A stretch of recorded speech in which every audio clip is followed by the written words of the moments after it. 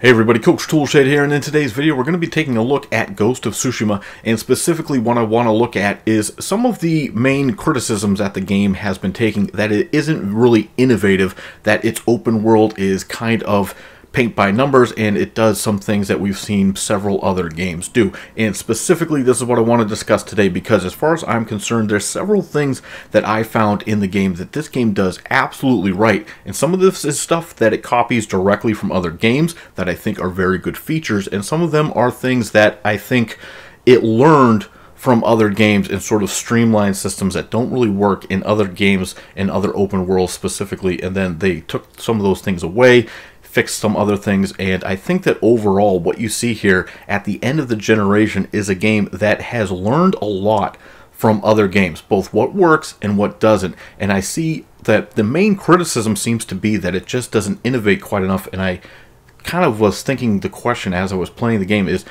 does the game really need to be innovative if it learns so much from the mistakes and from the successes of other games and what other developers have done over the past generation?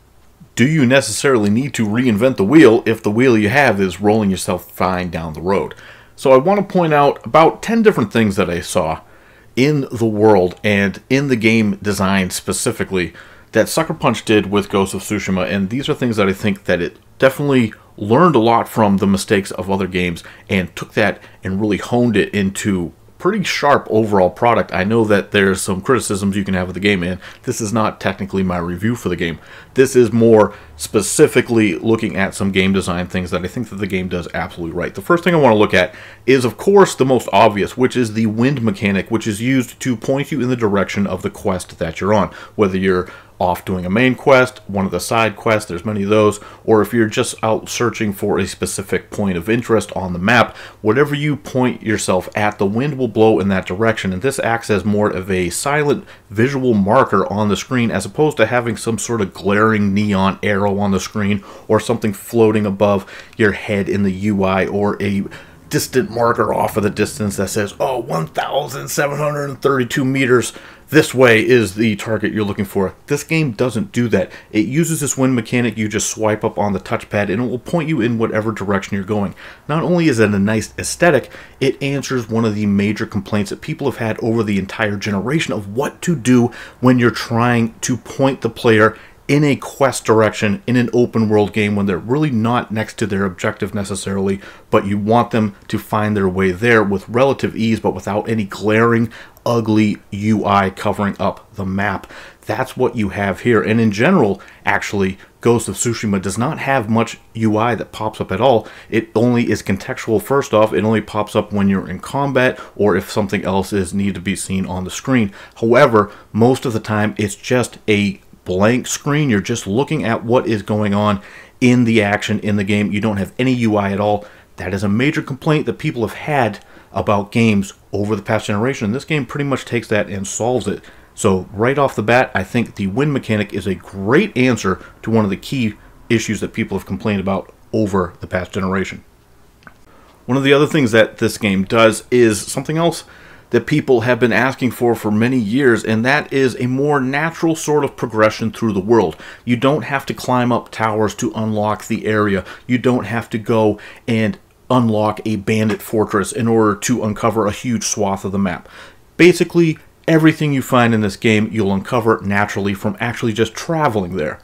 When NPCs have a side quest to give you, you don't have to go into a town to a notice board and grab all the notice board quests off of some board or go to some tavern and talk to the bartender. No, you'll run into different NPCs, whether that's organically out in the world, whether there's some bandits that might have kidnapped somebody on the side of the road. When you rescue them, they might give you some information about a new quest. When you run into a town, you'll probably find an NPC in the town that will have a little icon over their head letting you know that they have a quest that they can send you on out in the world. Most of the information that you get is random and organic that you'll find throughout the world, as opposed to just more stiff and structured. Here is the quest, and here is the main quest, and all that. Everything is a lot more organic and natural, both the exploration and the way that the quests are handled.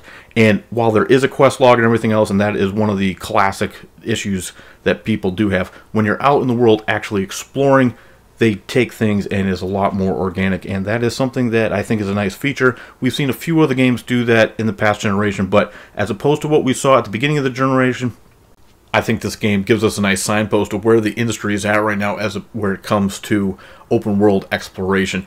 I like it much better to actually go to a place to discover it or see something off in the distance and go and look for it, as opposed to just being like, okay, we've just unlocked another huge chunk of the map because you climbed this tower or you unlocked this outpost. You know, this game does have outposts and there is stuff you can climb, but it's not tied necessarily to unlocking parts of the map. It's done a lot more organically, and there's different reasons for that. That's something we're going to discuss in just a bit as well. Something else that I think that the game does well is pretty simple, and I think a lot of games make this mistake, especially when it comes to games that give you a lot of different tools to have at your disposal. This game allows you to get a lot of gear and actually max stuff out pretty early on. I'm still right now in the first act of the game. I've been doing all the side stuff, but I already have some maxed out weapons. I already have some maxed out armor, and I already have many different tools at my disposal. The game doesn't lock everything away till late in the game when I can't actually use them. I have useful skills early. I have lethal skills at my disposal very early on, which also ties into the fact that there's really no levels in this game. There is a level to your character, but it's not like a numbered level. There's not leveled enemies. You can go and take on any enemy in the area as long as you have the skill to beat them. You don't necessarily need to have all the other tricks at your disposal. They do help, having the different stances, having some different gear, having stuff where you can stun the enemies, having leveled up gear obviously does help, but you don't need it if you're able to just rely on skill alone. You're not going to get stomped out because there's no leveled gear. There's also no color-coded, tiered gear drops that you have to worry about. You'll pick up some armor through doing different quests, and you can upgrade that. Your weapons you have, you can upgrade them. Your skills, you can upgrade them. Everything is a lot more natural as far as that goes. You don't have to worry about, oh, should I equip this gear score? Should I get the blue gear equipped or the green one with less skills, but it's a higher level? You don't have to worry about any of that crap. All that Ubisoft crap that you have to worry about, this game doesn't do it.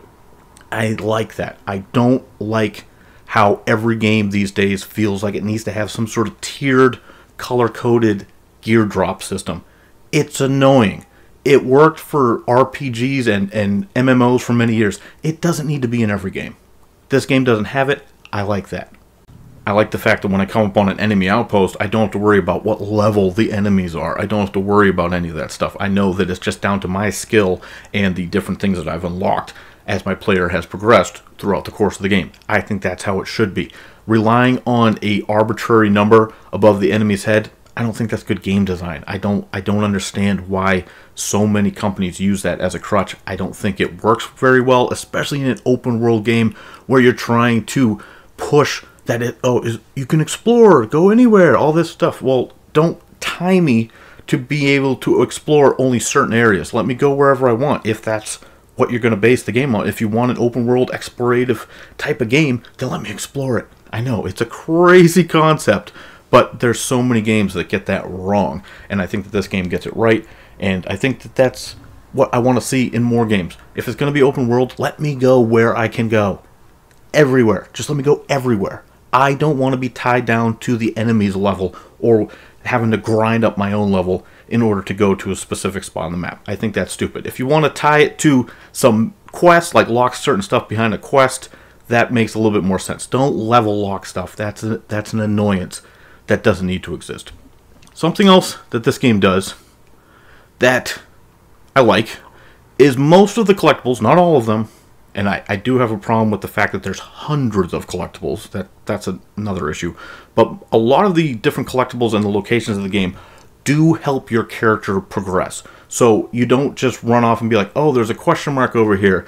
I wonder what it's going to be. Most of the time, there's going to be either a quest there or an enemy outpost, or it's going to be some way that your character can level up. As opposed to a lot of collectibles in other games where it's just like, oh, go collect 50 posters for no reason. Or like The Last of Us Part 2. You collected all of those different artifacts and stuff in the game, and nothing. It's all just flavoring for the game. It doesn't lead anywhere. It doesn't give you anything for collecting all that stuff. Not that it has to necessarily, but it is a lot nicer when you're actually out in the world exploring, that you know if I take the time to go over there, it's going to help buff my character in the long run. I'm going to unlock some new skills, or I'm going to unlock, in this case, I can make my character have more resolve by finding some of the bamboo stands and taking those down. If I want to chase some of the foxes around, that will unlock some new charms and add more slots for my charms so I can make my character a little bit better. If I find some hot springs, that will give my character more health. So when I go and I see these points of interest on the map, I know that going to explore them is actually going to be worth my time, as opposed to many games where there might be a question mark on the map and you go there and maybe there's just some outdated gear or some loose coin or maybe some crafting material. Yes, that stuff exists in this game. You're going to find crafting material and the currency of this game, which is just called supplies. But yeah, that's going to be there. But there's also going to be things there like a quest or like something that will definitely buff your character if you find it and do it. That is what is nice about this game. Even the spots where it's just like, oh, there's a little haiku here, or here's a little altar that you can pray at. Those still give you cosmetic gear that you can use to customize your character. No microtransactions. I know you can customize the way your character looks by doing stuff in the game. I know it's another crazy concept that this game does right. Doesn't make you pay to look a certain way in the game. Go and find cosmetics out in the world. Nice. Can you believe it? Something that this game does. Then there's just some basic quality of life stuff that this game has picked up from other titles that we've seen over the past generation. Don't forget, 10 years ago, when you had to follow an NPC around in a game, you were at the whim of how slow they were going to walk, and even some games still we see that. When The Witcher 3 came out, a lot of people praised the mechanic of when you move, your character, the NPC that you're with, will move at the same speed, whether you're walking or sprinting. This game also does that.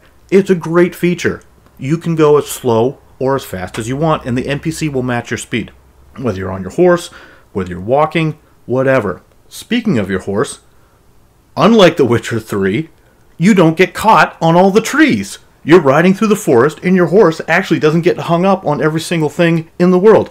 Now, is that really a simulation? No, but this game isn't a simulation. It's very arcadey. So you shouldn't get caught on everything out in the world. That's a nice feature. These are just quality of life things. Picking up crafting material on the fly, like Horizon Zero Dawn, but without all the cluttered UI all over the screen. This game does it. You see the resources you want, you run up, you grab it. It doesn't take you 10 minutes. There's not a whole cutscene. You don't got to get off your horse and have a little, hey, look at this little beauty over here. Let me just whittle this plant down and have it take 5 minutes. No, you just get it and you go. The game doesn't waste your time in that manner. You are constantly moving. There's always stuff to see. Also, the locations on the map are pretty close together. You don't have to take 10 minutes of riding on your horse to get to each different location. Everything, it's a big map, but all the points of interest, all the towns, they're pretty close together. When you do a mission, it doesn't require a 15-minute horse ride to get there. It's usually pretty quick. The missions take place nearby where the quest is given. That's how it should be.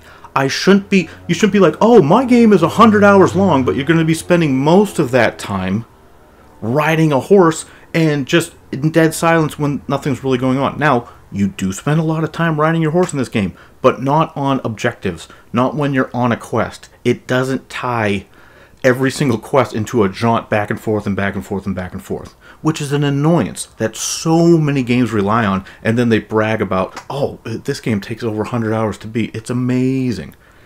Well, if 40 hours of those 100 hours are just me riding around, going from quest marker to quest marker to quest marker, and you're just dragging stuff out, then that's not really time well spent. You're wasting my time. This game, it is long, it is big, but I don't feel like it's wasting my time. And that's a key distinction that so many open worlds get wrong. Assassin's Creed. Now, obviously, there's a place for innovation in a game, but look at it like this. You can be innovative with cuisine. I can say, oh, I want to make a new sandwich. I'm going to make pumpernickel bread with peanut butter and pepperoni and anchovies and some salsa on top. Now, that's pretty innovative. No one's ever done that. But it also sounds disgusting. And those flavors don't really sound like they'd match up all that great, do they? So maybe the finished product would be kind of disgusting and not anything that anyone would want to eat. On the other hand, pretty much every restaurant in America has some sort of chicken parm on the menu. But if you make a good chicken parm, people are going to want to eat it. It's not innovative, but if you do it right and you take the ingredients from other recipes that work, maybe you got a good chicken parm on your hand. Maybe people want to eat it. So the conversation of something not being innovative, I understand people want to see something new. People don't want to see the same old thing. But when you take these mistakes that other games have made, and when you take the successful things that they've done, such as, you know, the NPCs keeping up with you like The Witcher 3 did, when you take features like that and you combine them all together, it just kind of sometimes works. And I'm not going to dock a game or get mad at a game for being a little bit derivative with its gameplay mechanics when they're taking gameplay mechanics and gameplay features that actually work for most other games and stuff that people have praised in reviews for many years. I mean, how are you going to get mad at a developer and say that they're not innovating when these are features that you've praised or asked for in other games? Whether it be something that people are like, oh, I like this feature in the game, or oh, I wish this feature was in the game. Well, Sucker Punch kind of delivered that in many ways. They kind of gave people what we've been asking for. So to then sit there and be like, oh, I've seen this all before, or this is a derivative open world. Well, yeah, you can say that, but I think a lot of it works, and a lot of it is what we've asked for. So how are you going to dock them for that? I think that's the key question that I keep coming across as I've been playing this game. Does a game need to be innovative in order to be good? I don't necessarily think so. Anyway, that's it for me, Coach Toolshed. Let me know what you guys think down in the comments below. Please subscribe if you want to stay in tune with the channel headed forward, and as always, keep it turned to 11.